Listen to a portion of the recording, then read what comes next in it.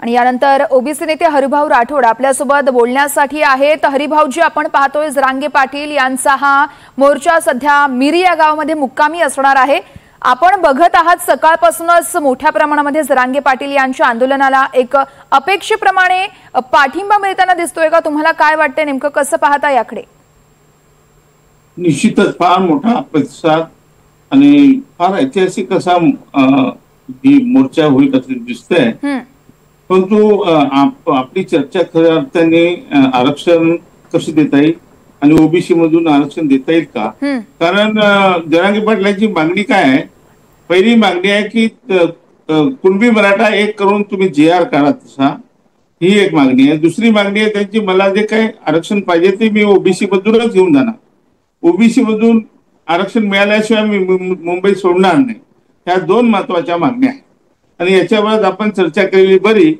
माझं असं म्हणणं आहे की जरांगे पाटलांची ह्या दोन्ही मागण्या मंजूर होऊ शकतात आणि म्हणजे संविधानिक दृष्ट्या सुद्धा त्यांचं म्हणणं जे आहे कुणबी मराठा एक आहे, याचा राज्य मागासवर्गीय आयोगाने याच्या आधीच रिपोर्ट दिलेला आहे आणि त्यांनी असं म्हटलंय, त्यांनी पॅरा लिहिला आहे, कुणबी मराठा हे एकच आहे, तत्सम आहे। आता आपल्याकडे अनेक जाती अशा तत्सम आहेत, याच्यापूर्वी आपण दिलेले आहे। त्यामुळे उद्याच्या उद्या शासनाने JR काढला पाहिजे की कुणबी मराठा हे तत्सम आहे, एकमेकाचे तत्सम आहे। आणि असं जर केलं आणि त्यानंतर जर आपण कर्पुरी ठाकूर फॉर्म्युला लावला तर ज्याच्यामुळे आपण धनगराला आरक्षण दिलं होतं वेगळं, तसंच आपण वंजारी समाजाला वेगळं दिलं ओबीसी मधून काढून, त्यानंतर भटके विमुक्तांना दिलं, तसंच आपण कुणबी मराठा यांना वेगळं आरक्षण दिलं पाहिजे ओबीसी मधून। त्यांची ती मागणी पूर्ण होईल आणि हे शक्य आहे का? हे शक्य आहे। तर आता काय परिस्थिती बदलली आहे महाराष्ट्रामध्ये, आपण 27% म्हणतो, परंतु खऱ्या अर्थाने महाराष्ट्रामध्ये ओबीसीची जनगणना झालेली आहे। बांटे आयोगाने म्हटलंय की 37.88 हे लोकसंख्या आहे ओबीसीची। याचा अर्थ असा होतो की 38% आरक्षण आपण ओबीसीला देऊ शकतो।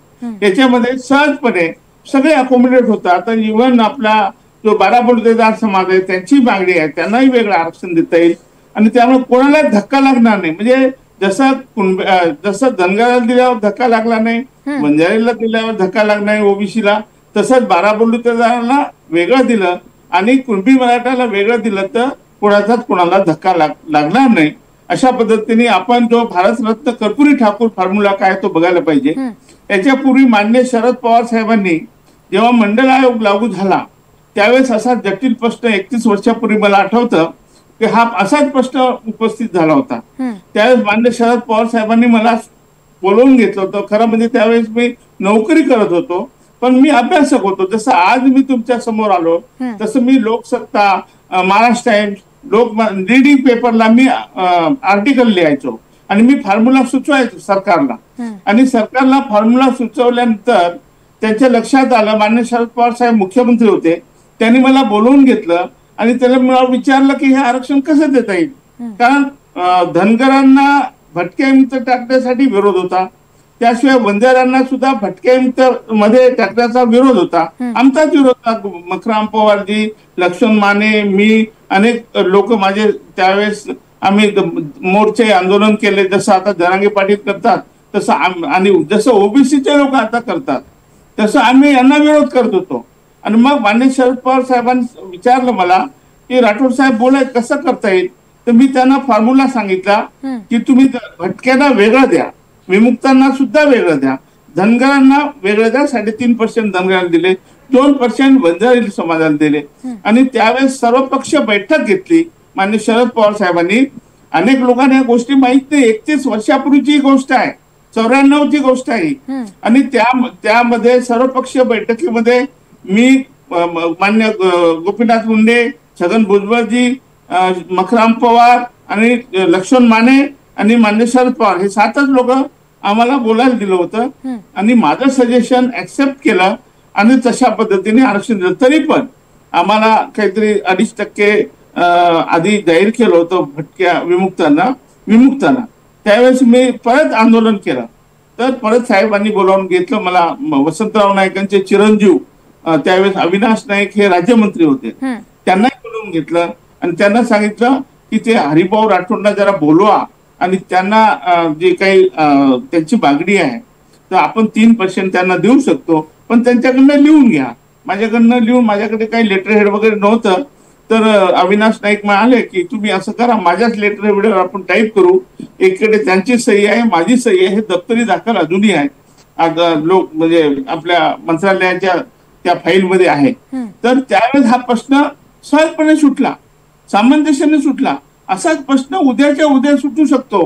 परंतु माझी विनंती आपल्या मार्फत, जसं मुख्यमंत्री शरद पवारांनी मला बोलवलं तसं आमचे मुख्यमंत्री फडणवीस साहेब यांनी बोलवलं पाहिजे. आमचे उपमुख्यमंत्री एकनाथ शिंदेनी हे किती दिवसापासून सांगतो मी, हे वेल नोन फॅक्ट आहे की हरिभाऊ राठोडकडे फॉर्म्युला आहे.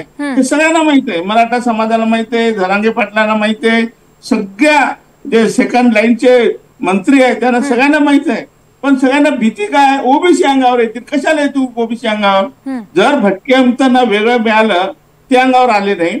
जर आपण बाराबोलीला डावी, खाती, वाडी, लोहार, सोनार, सुतार ह्या ज्या छोट्या छोट्या जातींना वेगळं आरक्षण दिलं तर कोण अंगावर येणार आहे? उलट आम्ही स्वागत करू, हे सगळे लोक स्वागत करतील मुख्यमंत्र्यांचं, या सरकारचं. म्हणून ही एक संधी आहे उलट.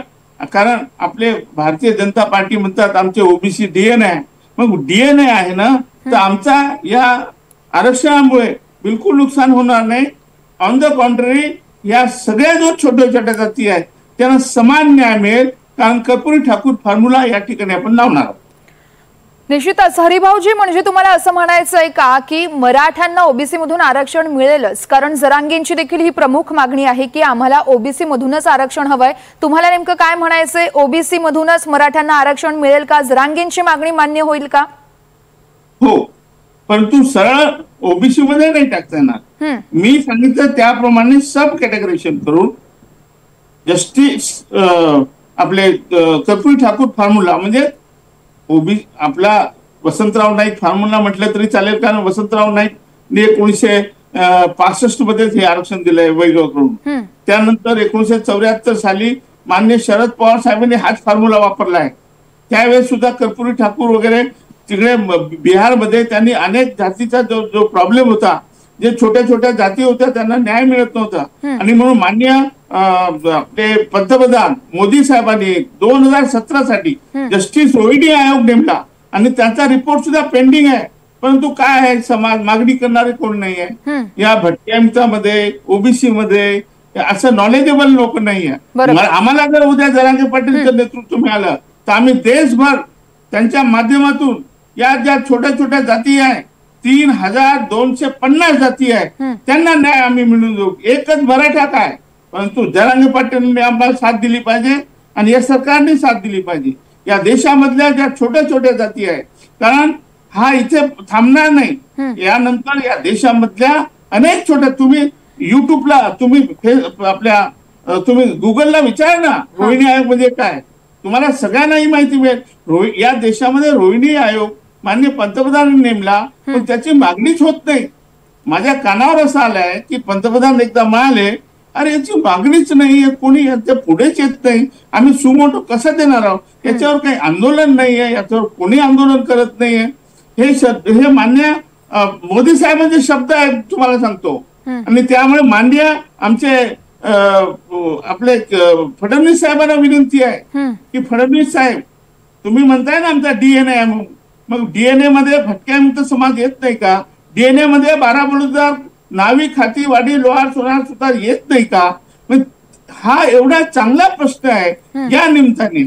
आणि मी आमच्या जरांगे माझे मित्र आहेत त्यांनाही सांगू इच्छितो की तुम्ही केवळ इथलं नेतृत्व करू नका, आता तुमचं नेतृत्व देश पातळीवर आम्ही घेऊन जाऊ आणि या सगळ्या छोट्या छोट्या जातींना न्याय मिळवून देण्यासाठी मान्य जरांगे पाटील आणि मान्य मुख्यमंत्री दोघांना माझी विनंती आहे. आणि विशेषतः एकनाथ शिंदे साहेबांनी मागच्या शपथ घेतली होती साहेबांनी की शिवाजी महाराजांच्या पायाला हात लावून की मी आरक्षण देणार, परंतु आज जरांगे पाटील त्याच आरक्षणासाठी परत तोच लढा त्याने उभारलेला आहे. मी अभिनंदन करतो या निमित्ताने या मराठा समाजाचा की एवढ्या मोठ्या संख्येने या देशामध्ये एक वेगळं उदाहरण दिलेलं आहे की एवढा मोठ्या प्रमाणात असा मोर्चा, ऐतिहासिक मोर्चा तो जगाच्या पाठीवर कोणी केला नसेल तो जरांगे पाटील केलाय, मराठा समाजाने केलाय.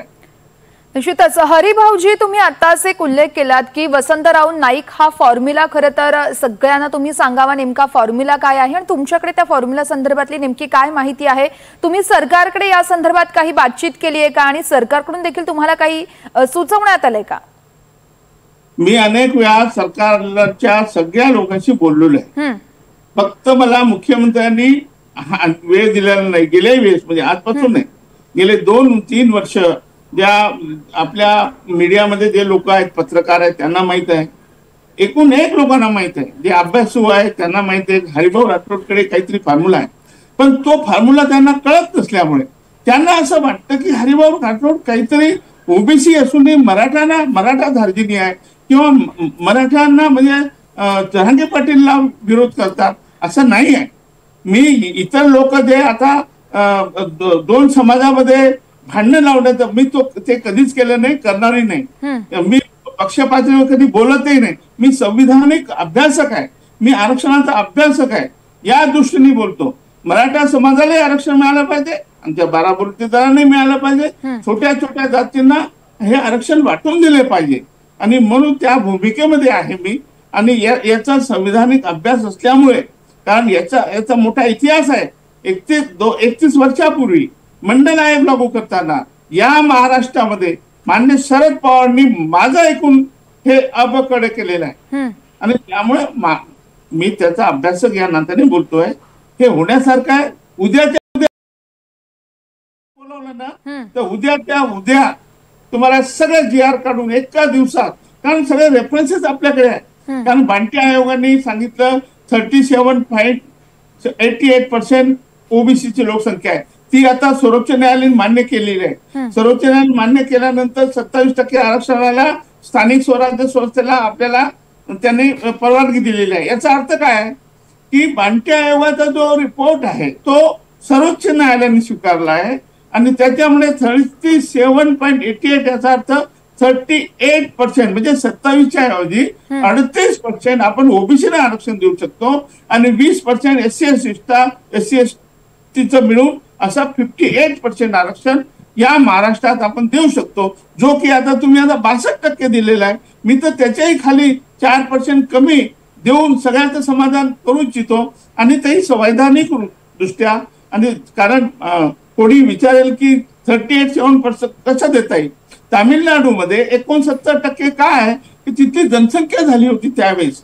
आपल्याकडे आतापर्यंत जनसंख्या झाली नव्हती, परंतु सुप्रीम कोर्टाच्याच एका निर्णयामुळे बांटी आयोग नेमला आणि त्यांनी ओबीसीची जनसंख्या केली आहे. त्यामुळे हा प्रश्न अशा पद्धतीने मिटू शकतो. निश्चितच त्यामुळे आता सरकारकडून तोडगा काढला जातोय का हे बघणं अतिशय महत्त्वाचं असेल. हरिभाऊजी, खूप खूप धन्यवाद आपण केलेल्या या सखोल विश्लेषणासाठी.